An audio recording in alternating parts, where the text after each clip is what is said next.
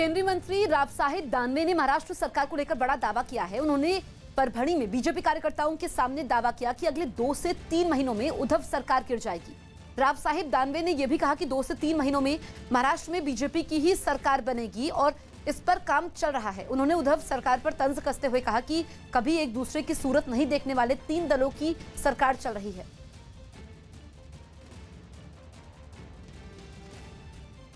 Corona से बचाव के लिए ब्रिटेन की ऑक्सफोर्ड यूनिवर्सिटी की वैक्सीन भारत को जल्द मिल सकती है। न्यूज़ 18 के रवि सिंह की रिपोर्ट है कि ऑक्सफोर्ड यूनिवर्सिटी की वैक्सीन की पहली खेप जनवरी या फरवरी में भारत आ सकती है और भारत सरकार उसके इस्तेमाल की आपातकालीन मंजूरी दे सकती है। इमरजेंसी मंजूरी का मतलब है कि ट्रायल के बीच में ही शुरुआती नतीजों के आधार पर वैक्सीन के इस्तेमाल की इजाजत देना। ट्रायल के दौरान ऑक्सफोर्ड यूनिवर्सिटी की वैक्सीन की एक डोज को 70% तक असरदार बताया गया, जबकि इसकी 2 डोज लेने पर वैक्सीन के 90% तक कारगर होने का दावा किया गया। फिलहाल पुणे की सीरम इंस्टीट्यूट ऑफ इंडिया ने भी इस वैक्सीन का ट्रायल चल रहा है। वहां पर उसकी फेज 3 की एनरोलमेंट पूरी हो गई है और जो भारत में सब्जेक्ट हैं उनके रिजल्ट्स हमारे पास जनवरी में उपलब्ध होंगे।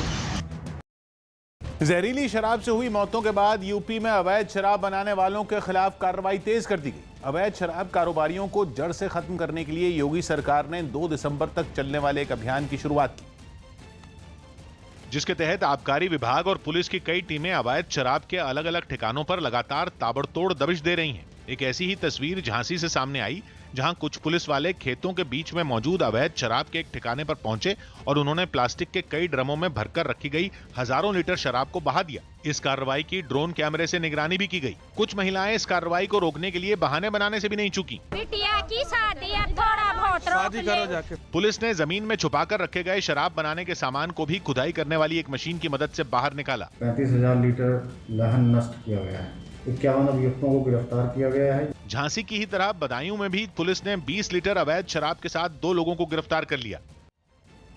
छत्तीसगढ़ के कांकेर में हुई मुठभेड़ में 3 नक्सली ढेर हो गए।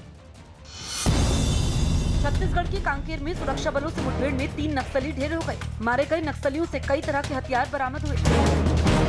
केंद्रीय मंत्री नितिन गडकरी ने ऐलान किया कि सरकार देश के 69,000 पेट्रोल पंपों पर कम से कम एक इलेक्ट्रिक व्हीकल चार्जिंग कियोस्क लगाने की योजना बना रही है। साथ ही सरकार अगले 5 साल में भारत को ऑटोमोबाइल मैन्युफैक्चरिंग का प्रमुख केंद्र बनाने की दिशा में काम कर रही है। I am fully confident that the future of this industry is very bright.